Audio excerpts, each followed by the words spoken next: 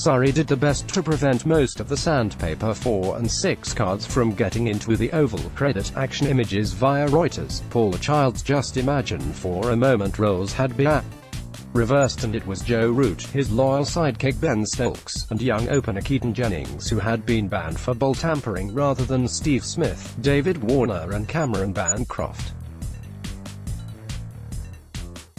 Then just think what would happen if England's very next tour was to Australia and the first match an Ashes test at the Gabba.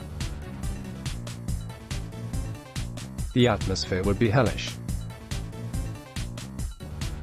Just ask Stuart Broad what it is like to be a marked man in Brisbane. The Australians had steeled themselves for a tough time from the crowd at the Kia Oval. There was no talk in the dressing room of copping too much stick, which was nice of the English fans, said Payne. Perhaps if we win a few games we might. But they need not have worried. There was no discernible difference in the reception Australia received from any other touring team playing at the Oval on a Wednesday afternoon. This was no Gabatoir or even the Oval on a raucous Friday T20 night. Instead, Surrey made the Oval as welcoming as possible for the Australians, confiscating 5,000 Sandpaper 4 and 6 cards distributed at Vauxhall Station by an online investment company. The club said the stunt counted as ambush marketing, which is why the bag searchers on the gate took away the pieces of sandpaper, rather than an effort to protect a young Australia team braced for a backlash. Owen Morgan and Tim Payne speak before the toss. Credit Philip Brown. Getty Images. But what it did was signal that sandpaper and ball tampering were off limits, and it was a very tame atmosphere indeed for a clash between cricket's oldest rivals. True, a one-day series does not stir the emotions like an Ashes test. Touring England for a one-day series during a Football World Cup is also a good way of avoiding the spotlight. In fact, the biggest stir was created online.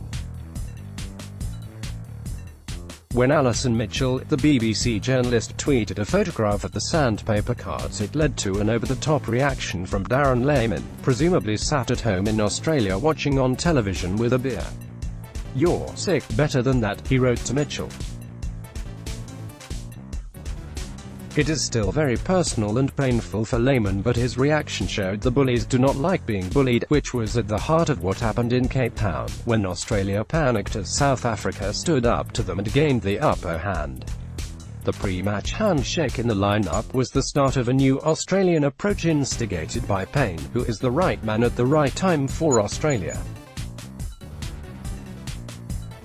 Grounded and level, since arriving in England he has struck the correct tone between contrition and defending his players, patiently answering repeated questions about his team's behaviour while trying to focus on the future. He has an air of Misbah-ul-Haq about him, and the way he handled being appointed to repair Pakistan's battered reputation after the spot-fixing scandal.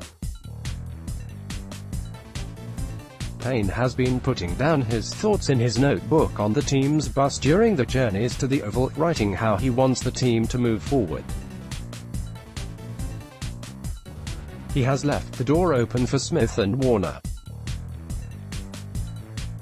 On Smith, he has said, "I can't wait to have him back playing," and he sets a really high standard for everyone else to follow. On Warner, "I've loved playing with him, and, if we can have David back, understanding the way we want to play our cricket going forward, then there is no reason that he won't be back and be really successful." Australian cricket ball tampering scandal, sandpaper, lies and tears. Justin Langer, Lehman's replacement, is training his team hard already.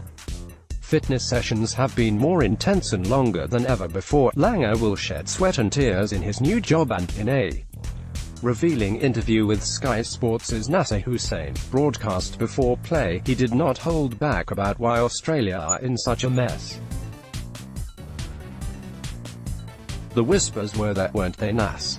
Once upon a time, the opposition didn't like us because we played really good, hard cricket, we were very skillful and we won a lot of games. It's easy to dislike the opposition if they're good, but there have been too many whispers in the last 12 months.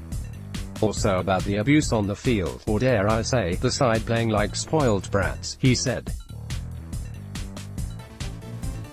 When that moment the ball tampering happened, as a past player and lover of Australia, I nearly died.